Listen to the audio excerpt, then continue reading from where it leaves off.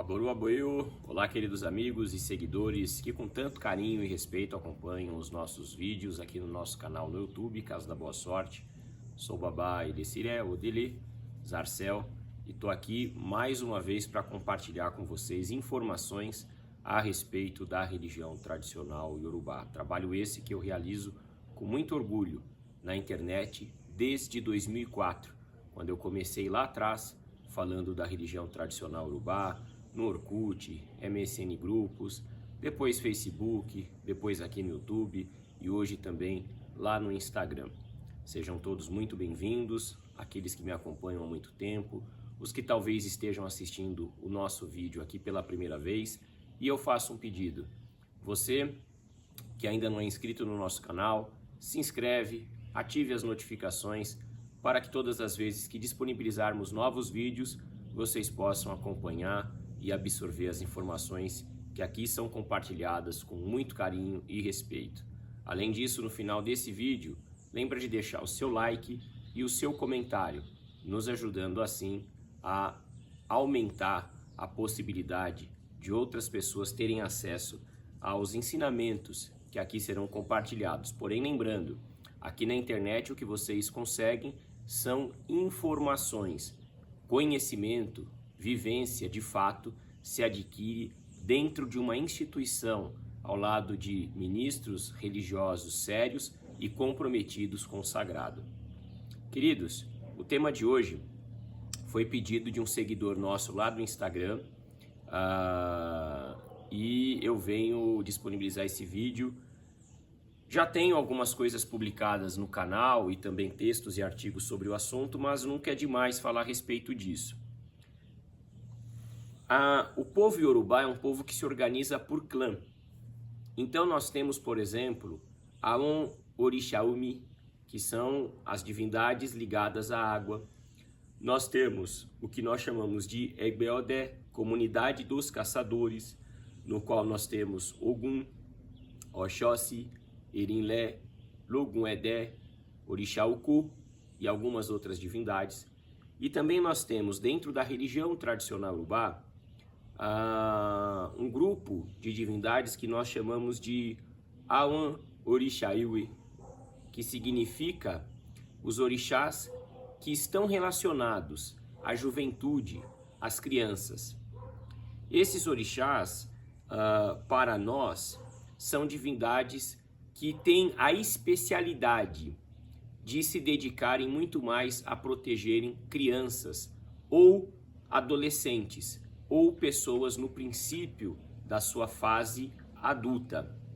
Esses orixás são vários e nós chamamos de Egbeorum, que especificamente para nós não é um orixá, é o nosso grupo espiritual, mas dentro desse grupo nós temos manifestações que nós consideramos divindades, como Jagun-Eri, Yaludi, Eleco e alguns outros. Egbeorum, já tenho vários vídeos aqui publicados no canal a respeito do assunto, fazendo um breve resumo, nada mais é do que aquele grupo ao qual o nosso espírito pertence no plano espiritual antes de ter uma reencarnação humana aqui na Terra. São aqueles espíritos com os quais nós interagimos durante a nossa existência espiritual e que, dependendo do acordo, do pacto que nós firmamos antes de vir para o Aie, para o mundo, eles podem ser extremamente influentes ou não na nossa existência aqui na Terra. Além disso, é importante dizer que também temos uma divindade chamada Kori ou Korikoto, que é uma divindade feminina, cuja a sua função é principalmente proteger as crianças que foram abandonadas pelos pais ou que ficaram órfãos, como também as famílias que adotam crianças órfãs, seja as que foram abandonadas ou que perderam seus pais de forma muito prematura. Isso se dá devido a uma explicação mítica que diz que Kori vivia recolhendo as crianças que eram abandonadas e cuidava dela quando em sua passagem aqui pelo mundo. Também temos uma outra divindade chamada Ibedi, que é o orixá que representa o fenômeno do nascimento duplo do que nós chamamos de gêmeos, seja um menino com um menino com uma menina ou duas meninas, ou até trigêmeos, quando nós compreendemos que existe ali o fenômeno de Ibede e está vindo um outro espírito que o acompanha, que nós chamamos de Idou, que é o responsável pelo equilíbrio espiritual entre Taiwo e Kehinde. Idou, inclusive, é conhecido como Exu dentro do culto de Ibede. E aí eu vou, no decorrer do vídeo, discorrer melhor sobre isso. E nós temos também outras divindades não tanto conhecidas que estão relacionadas a esse grupo, como uma força chamada Logolo, que está muito relacionado às crianças e à juventude.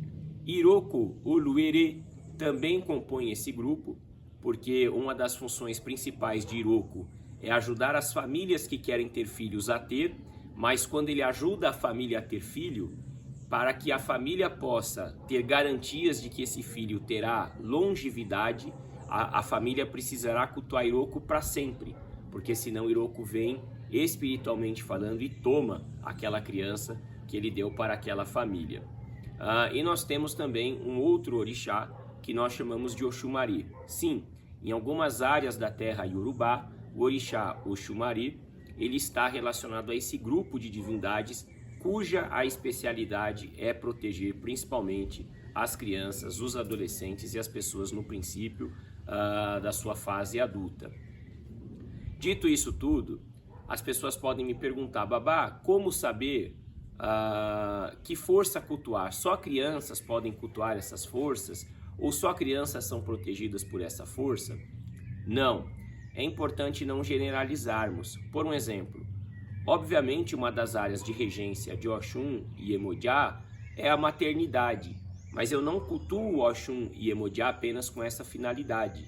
Tal como uma das áreas de domínio de Xangô é obviamente resolver problemas de injustiça, livrar-nos dos inimigos, mas nós não apenas recorremos de Xangô nessas circunstâncias. O mesmo se aplica a essas divindades. Egbeorum, além de melhorar as nossas relações de nós com o nosso grupo espiritual e consequentemente com o nosso grupo na Terra, ele também pode nos favorecer em saúde, estabilidade financeira, boas relações sociais e afetivas, harmonia interna, enfim, isso independente do fator idade.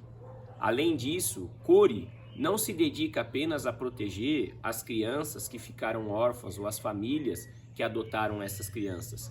Kori também é uma força espiritual que muitas vezes nós precisamos recorrer para que ela nos ajude, nos auxilie a combater a solidão.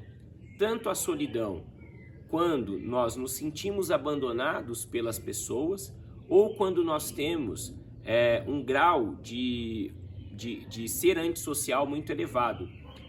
E nós cultuamos Kori justamente para combater isso, além de várias outras coisas. Kori é uma força espiritual também muito cultuada para auxiliar na maternidade, tá? Para que a mulher tenha o sentimento materno e para que o pai também tenha um sentimento paternal, amoroso com os seus filhos, para que não haja rejeição. Kori, eu costumo dizer para os meus filhos que é o orixá que combate a solidão.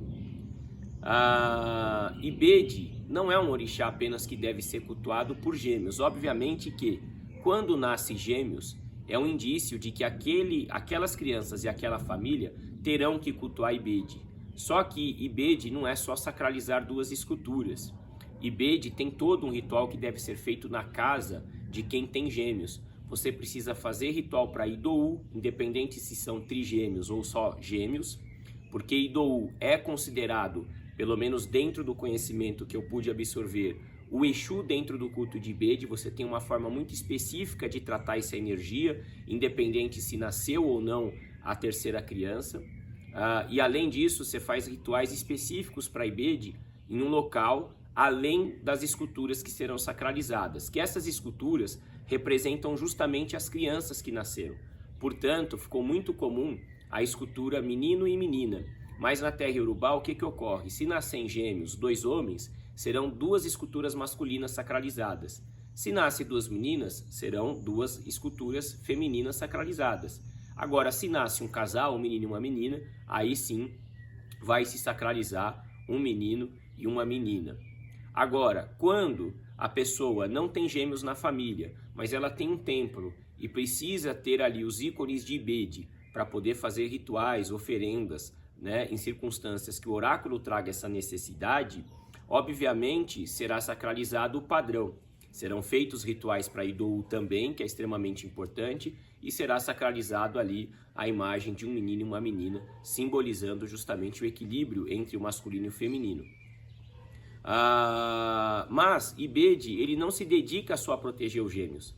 Ele se dedica a trazer riqueza, prosperidade, estabilidade, ajudar pessoas que muitas vezes têm a necessidade de estarem em 2 relacionamentos, estarem em 2 trabalhos, a conseguirem se harmonizar fazendo apenas uma atividade e se dedicando de forma integral àquela e sendo bem-sucedida, sem ficar com aquele vazio, com aquela insatisfação.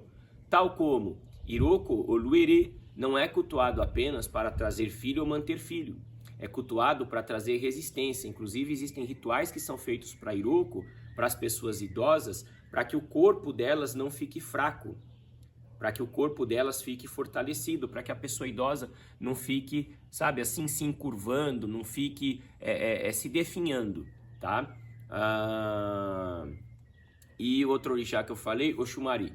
Oxumari, ele principalmente ele é cultuado pelas crianças e pelos jovens com a finalidade de fazer com que essas crianças e esses jovens saibam lidar melhor com os processos de transformações da sua vida. Mas isso nós, adultos, também enfrentamos. Então o Oxumari nesses casos é cultuado.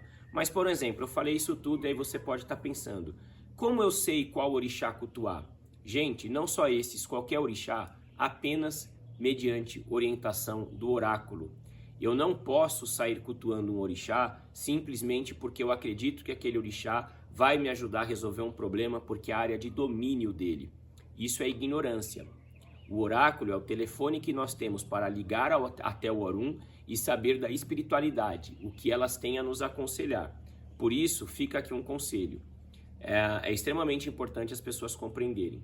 Quando você não é iniciado no Ifá nem no orixá, e você passa por uma consulta, e sai ali a necessidade de você fazer uma oferenda para Ibé-Orum, ou para Ibede, ou para Cori, ou para Iroko, ou para Oxumari, ou qualquer outro orixá, não significa que aquele orixá é o orixá que você tem que cultuar por toda a sua vida. Significa tão somente que naquele momento é aquela força espiritual que vai te auxiliar a lidar melhor com aquele momento que você está vivendo.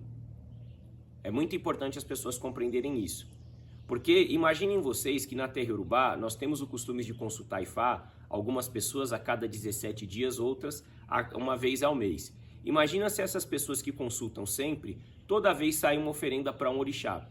Elas entenderem que elas têm que cultuar aquele orixá para o resto da vida e têm que ficar se iniciando e têm que ficar fazendo assentamento. Elas não vão ter espaço físico para compor a quantidade de divindades que no decorrer das suas vidas elas farão oferenda.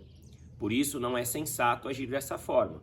A consulta ela vai te trazer a necessidade energética para o seu momento. Para a sua vida existem 2 formas. Qual? Você passar pelo Itefá, pela iniciação no Ifá. Ali será revelado o seu Odu. E dentro do seu Odu, Ifá vai orientar 1 ou 7 ou 10 divindades, dependendo das suas necessidades energéticas, que você deva cultuar para ter uma vida mais equilibrada durante toda a sua caminhada aqui na Terra. E aí essas divindades, obviamente dentro do costume da minha família, uma, que é o orixá do seu Eledá, o seu orixá principal, você será iniciado. E as demais, você vai receber gradativamente os assentamentos para que você possa cultuar e dessa forma suprir as suas necessidades energéticas em relação a essas divindades. Ou, babá, mas e as famílias que não iniciam no Ifá? Qual é a outra forma? Quando você passa pela iniciação no culto de algum orixá. Aquele orixá que tenha, por exemplo, o jogo de búzios como oráculo, o Odu que vai configurar na sua consulta, dentro dele existe provavelmente a recomendação de se cultuar um ou alguns orixás. Que aí aquele orixá que você está se iniciando vai estar te dando um recado. Eu posso te ajudar muito, mas eu preciso que você traga para a sua vida a energia de tal orixá, para que ele possa, comigo, ajudar a melhorar a sua vida. Obviamente também através das suas ações, atitudes e escolhas. Então, dessa forma, através de um processo iniciático no culto de orixá, você pode obter também recomendação de qual ou de quais orixás você precisa cultuar por muito tempo, por toda a sua vida, para que em conjunto com a divindade que você foi iniciada, a sua vida possa caminhar de uma forma melhor, mais positiva e construtiva. Fora essas duas circunstâncias, consulta oracular de momento, ou seja, que não está relacionada a um processo iniciático, não traz a necessidade de você cultuar uma força espiritual para sempre.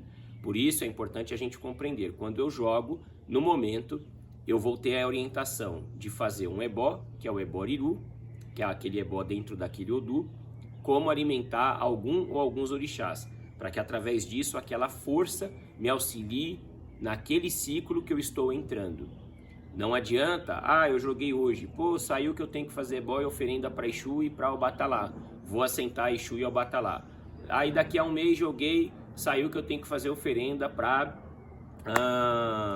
Oiá e Xangô. Vou assentar Oiá e Xangô. Não, você vai gastar muito e no final da sua vida você vai ter uma quantidade enorme de assentamentos que você não vai ter a possibilidade de se dedicar e cuidar de forma adequada.